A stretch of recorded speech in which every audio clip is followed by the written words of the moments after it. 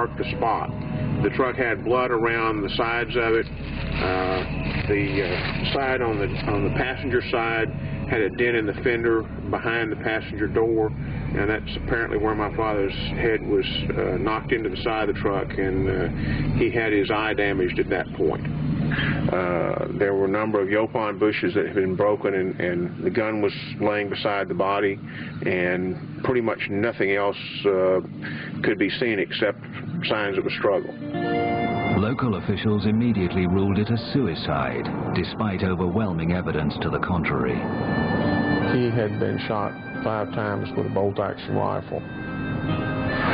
He had enough carbon monoxide in his lungs to cause him to pass out at the time he died. There was no effort made to collect any evidence or preserve the crime scene. They had pretty much determined in their minds that this was going to be a suicide. When Billy Saul Estes testified before the grand jury in Franklin, he implicated Cliff Carter and Malcolm Wallace as the people that were most involved in my father's murder. Wallace being the trigger man and Cliff Carter being the one who arranged for the murder. I'm firmly convinced that Malcolm Wallace was the killer of my father. Who that would have aided, probably political power behind everything. Johnson would have been aided more than anyone else. The grand jury concluded Henry Marshall in 1961 was murdered, which means in simple language that the grand jury believed Billy Saul Estes when he told them that Lyndon Johnson had ordered Malcolm Wallace to kill Henry Marshall. But Johnson's dark dealings were not confined to Texas. In late summer 1963, one of his long-term partners in crime was about to be exposed for corruption by a Senate investigation. Bobby Baker was the secretary to the Senate majority. Basically, he was the secretary for the Senate. And he was one of Lyndon Johnson's closest associates. And everything that Lyndon Johnson wanted to perpetrate, he had Bobby's help. Essentially, if somebody wanted to get a military contract and they wanted influence of Lyndon Johnson to help them, they had to pay off Bobby Baker, who would then pay off Lyndon Johnson. It's the world of bribes. Bobby Baker was involved in a call girl service. He was involved in real estate scams. He was involved in dealings with organized crime. He was in dealings with oil men, particularly Clint Murchison, an oil millionaire from Texas. So as a result of all this, Bobby Baker was in big trouble. And with a little bit of inspiration on the part of the Kennedys that they could get Bobby Baker to talk, Lyndon was all done. Lyndon Baines Johnson, if Robert Kennedy had his way, would not only not be on the 1964 ticket as the vice presidential candidate, but he would go to jail for the corruption that he was involved with. Although Johnson faced political extinction at the hands of the Kennedys, he had powerful allies with their own agendas that threatened the president, as researcher Gregory Burnham explains. People would think that he had no enemies. He was so popular. He smiled. He appeared happy. Everyone loved him worldwide. But what people don't seem to understand is behind the scenes, he was making changes, and he was making them decisively, and he was taking some very, very daring steps. He was committed to pull out of Vietnam. By October, he had signed a document, an SAM 263, to that effect. 1,000 troops home by Christmas, and all personnel out of Vietnam by 1965. But that wasn't very good for the military-industrial complex. Is abolishing the Central Intelligence Agency, pulling their teeth, holding them to task, back to why they were originally created by Truman. Their original mandate by law is only to coordinate intelligence, not to create the Bay of Pigs. NSAM 55 told the chairman of the Joint Chiefs of Staff that the CIA no longer can do that, and any military operation has to come directly from them to the president, period. That kind of a document really, causes problems. But Texas was home to Kennedy's most dangerous opponents.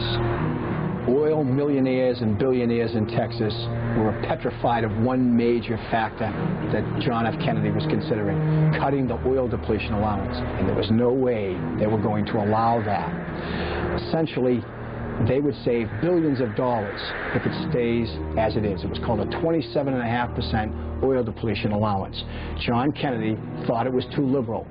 One of the key men in this case is Clint Murchison. Clint Murchison is an oil millionaire, owned 500 companies, but he was primarily an oil millionaire. He also controlled Texas, controlled Johnson. His major means of operating and controlling people and influencing people was a little hotel called the Hotel Del Charro in La Jolla, California. It cost $100 a day in the 50s. And at that hotel, he would invite all these powerful, influential people. Richard Nixon would come there. Key lieutenants of Carlos Marcello, the head of the mafia in New Orleans, used to vacation there. J. Edgar Hoover, the head of the FBI, used to vacation there. Free. Every summer for 10 summers. Free. Another Johnson man with close ties to Murchison was a wealthy Texan called D.H. Byrd. D.H. Byrd was an underboss for Murchison. He was a Del Charro regular. He owned the Texas School Book Depository. He also founded the Civil Air Patrol, which was a kind of military organization, and Lee Harvey Oswald was a member of the Civil Air Patrol. Another associate of Murchison at the time is Bobby Baker. Bobby Baker's in trouble with the scandals, and he was in all kinds of business deals with Murchison, and many of them were illegal. So Murchison was concerned that Baker and that corruption would lead to his door. And maybe not only would Baker go to jail and Lyndon go to jail, but maybe Murchison would go to jail. You've been watching The Men Who Killed Kennedy. The guilt to the men who killed Kennedy, the guilty men. This program presents just one of the many theories about the death of John F. Kennedy. As the forces hostile to Kennedy grew in strength and number, they began to think the unthinkable: assassination. Finally, a new imperative forced their hand. Lyndon Johnson was in big trouble. The Bobby Baker scandal and the Billy Celeste scandal could destroy Lyndon Johnson's career. Lyndon Johnson would go to jail, and he was their man. He represented all these right-wing forces. There was an urgency to kill President Kennedy. They had to save Lyndon Johnson. The governor of Texas, first of all, is Lyndon Johnson's best friend in history. They went back decades together. In the 1948 vote scandal, John Connally was every much a part of that cover-up that took place. He was his campaign manager. It is without question John Connally who entices John F. Kennedy to Texas. Once they get him there, then they're in control of everything. Motorcade routes, the evidence, the Dallas police, everything. It's their land. It's their territory. Lyndon Johnson and his Texas cronies suckered President Kennedy to Texas. The late Madeleine Brown gained a unique insight into Johnson's role in Kennedy's assassination. She first met LBJ in 1948 at the Adolphus Hotel in downtown Dallas, when he was celebrating his election to the Senate following the infamous Box 13 scandal. I went, I was very young, and it was wonderful. Our relationship developed immediately. Lyndon gave another campaign party in Austin. It was 3 weeks after I met him at the Adolphus, and it was scheduled at the Driscoll Hotel. And, oh, it was so great to see him. I mean, for 3 weeks I had thought about him and how wonderful it was. We were dancing that night, and he says, I'll see you upstairs. And he put a key in my hand. I still have that key. It was exciting. I felt naughty, but I felt good. I fell deeply in love with him. Yes, I did. I was just the other woman in his life, and my emotions are still the same for him as they were when I met him as a very young girl. But I'll always love him. He was the father of my son, Stephen. That intimate relationship with Johnson continued for many years. Through him, she became familiar with the closed world of power politics in Texas. On the eve of Kennedy's assassination, she attended a party at this house in North Dallas, the family home of oil billionaire Clint Murchison Sr. There was an extraordinary guest list that night. We had H.O. Hunt, Murchison, Lyndon Johnson made an appearance. We had Hoover, we had Richard Nixon. They were the most influential people there. But I was under the impression that since Jagger Hoover was there, that it was to honor Hoover rather than anything else. When Lyndon came in, no one was expecting him. So when Lyndon arrived at Clint Murchison's, they all went into a conference room, and you could just feel the atmosphere. When Lyndon came out, I was, of course, happy to see him. I did not know that he was going to be there. And he whispered in my ear at that time, "Those blank de blank Kennedys will never embarrass me again. That's no threat, that's a promise." So he departed. The party rapidly broke up after Lyndon departed.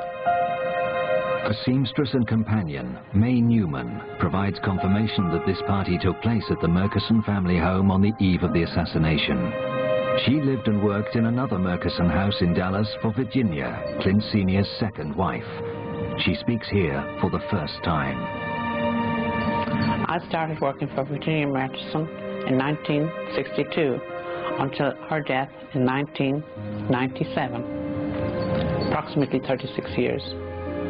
I remember well the night before the assassination.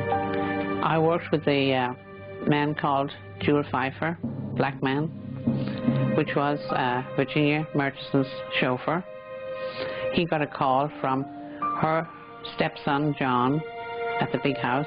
They were having a big party for a very special guest that was coming from Washington to go to the party by the name of Bulldog, which I found out later was J. Edgar Hoover.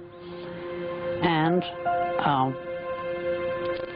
he said he was very excited about doing this, going on this trip out to the airport to take this special guest to a very special party, big party.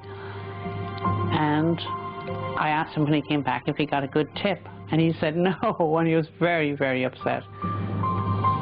He had to go back that night to take J. Edgar Hoover to the airport to go back to Washington. And he still didn't get a tip. Further verification of Hoover's presence in Dallas on the eve of the assassination came from a friend of May's who worked at the Murchison family home. Beulah May Holman, she was the cook at John and Lupe's house, and she wanted me to go help her that night, which I didn't, but I knew she told me she was cooking quail, and I wanted the recipe, so she gave it to me. She said there was a very important guest by the name of J. Edgar Hoover that was coming in, and I should go out and help her so I could get to meet him. If it was a film star, I probably would have gone, but I didn't know who he was. No, not at that time. Early the next morning, only a few hours before the assassination, Madeline received a phone call from Johnson, who was back in Fort Worth with Kennedy. Lyndon called me from the Texas hotel, and he was still irate. I said, "Lyndon, about last night," and he went to cursing. He used foul language all the time, and he said, "Those Kennedys," he repeated, "they will never embarrass me again.